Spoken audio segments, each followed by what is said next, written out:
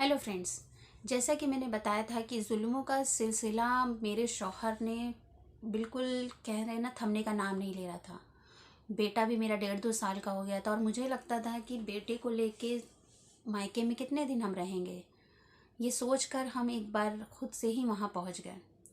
वहाँ रहे मगर हर वही 10-15 दिन में लड़ाई झगड़ा होना, रोज़ उसकी गाली गलौज। एक बार बेटा मेरा सोते से बेड से गिर गया और मेहताब ने मुझे बेवजह पीटना स्टार्ट कर दिया।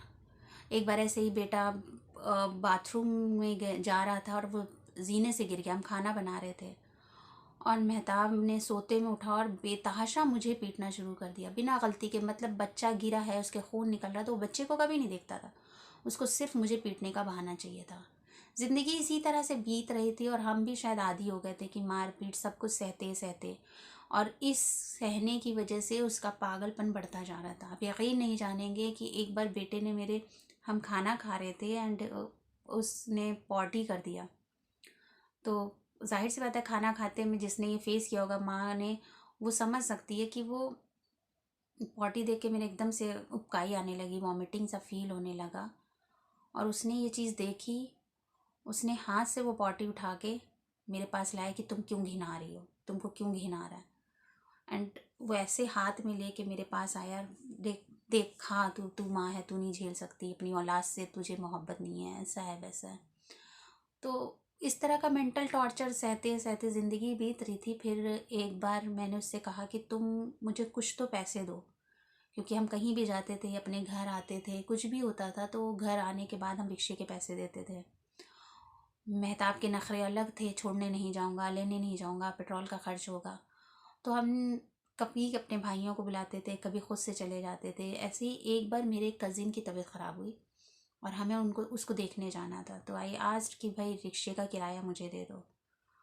तो उस पर लड़ाई झगड़ा शुरू हो गया, मारपीट शुरू हो गई, ये हो गया वो हो गया। तो हम भी बोले कि कब तक हम ऐसे ही ज़िंदगी बिताएंगे, 3-4 साल हो गए, तुम मेरे को 10 रुपये भी नहीं देते हो। अगर 1 रुपये रोज़ के हिसाब से दोगे तो साल के 365 दिन होते हैं, एटलीस्ट साल में तुम मेरे को 300 रुपये दे दो। सोचिए, मैं शादी से पहले जॉब करती थी और अच्छा खासा कमा लेती थी अल्हम्दुलिल्लाह, मैं ये नहीं कह रही हूँ कि, मगर वही है कि शादी के बाद शौहर के ऊपर इतना ज़्यादा डिपेंड हो जाते थे हम लोग कि भूल जाते कि हमारा भी कोई वजूद है।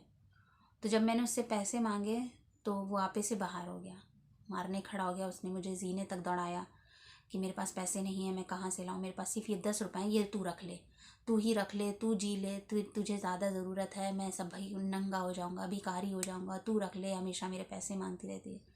तो हमने कहा जब सिर्फ यही 10 रुपये हैं तो हम क्या करेंगे, ये भी 10 रुपये रख लो, हम क्या करेंगे 10 रुपये लेके। और हमने उसको वो पैसे वापस कर दिए। और इतना था कि बस पैसे वापस किए, उसने वो पैसे उठा के फाड़े और जाके बाथरूम में फ्लश कर दिए।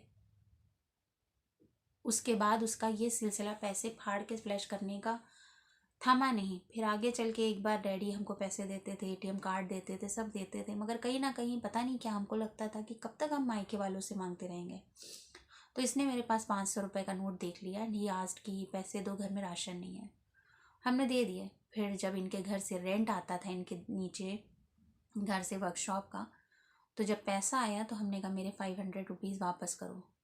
इतना कहना था कि उस बंदे ने 500 रुपये निकाले और फाड़ के फिर फ्लश कर दिए। कि तू पैसा देख के जल गई, तूने नज़र लगा दी, ये पैसा तूने पैसा देखते ही क्यों मांगा।